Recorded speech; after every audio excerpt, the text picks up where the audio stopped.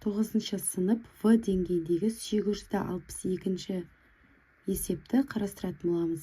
Кестеде 7-11 сынып оқушыларының белтемірге тартылу саны туралы жиынтық мәлімет келтірілген.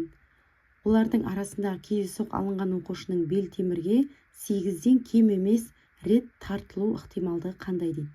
Ол үшін біздер барлық оқушылар санын анықтап алуымыз қажет. Барлығын қосып шығамыз. Ол n-ге тең, яғни n тең 29 қосылған 43 қосылған 71 қосылған 65 қосылған 52 қосылған 40 қосылған 23 қосылған 11. Бізде бұның қосындысы 334 шығады. N белгілі. Енді бізден бұл барлық тең мүмкіндікті нәтижелер саны бізден 8-ден кем емес рет тартылған m санын анықтауымыз қажет. m табу үшін бізде 8-ден кем емес 65-тен бастап 11-ге дейінгі сандар аралығы, осы сандарды қосып шығамыз.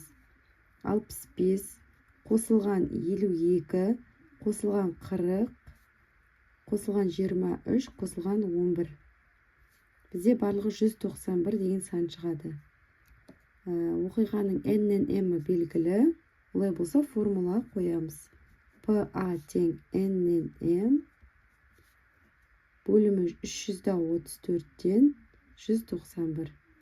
191-ді 334-ге бөлгенде жуық шамамен 0,157 шығады. 863 есепте гистограмма берілген, яғни әйел адамдардың көйлектерінің өлшемі және саны берілген. Бізде 42 өлшемдегі көйлектер саны 30 екен. 44-те 105, 46 өлшемде 135, 48-де 50, 50-де 120, 52-де 75, 54-те 45 көйлек бар екен, 56 өлшемде 15 көйлек бар екен.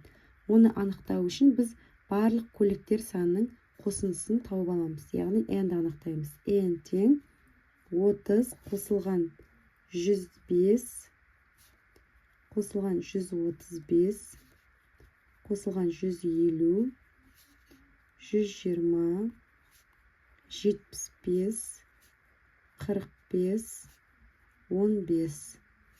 Қосындысының мәні 675. Көйлек. Бұл барлық тең мүмкіндікті нәтижелер саны. Бірінші бізде А нұсқасында 42 өлшемнің болу ықтималдығын анықтауымыз қажет.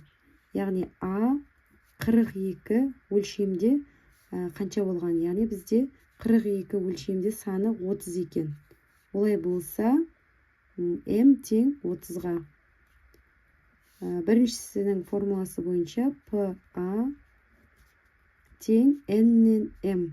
Яғни бізде барлығы шықты 675-тен 30 болады екен. Жуықтаған кезде бізде 0,104 шығады. Бұл процентке айналдыратын болсақ, немесе 4% болады.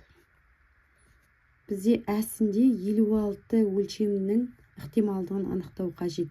Олай болса 56 өлшемде бізде 15 көйлек бар екен, m тең 15-ке.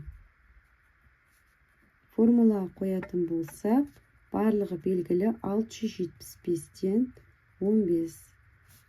Бұлардың бөлінісі жуық шамамен 0,102-ге тең. Бұл 2%, немесе 2%. Келесі Б-сында 46 немесе 48 немесе 50 болуының ықтималдығы. Олай болса, біз барлығын қосып шығуымыз қажет.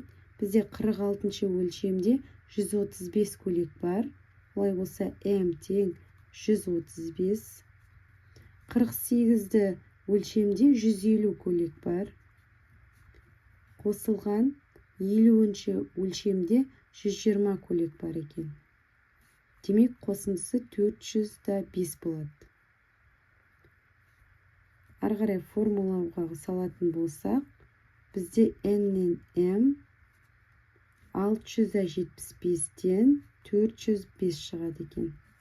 Олардың бөлінісі жуық шамамен 0,16, немесе 60% болады.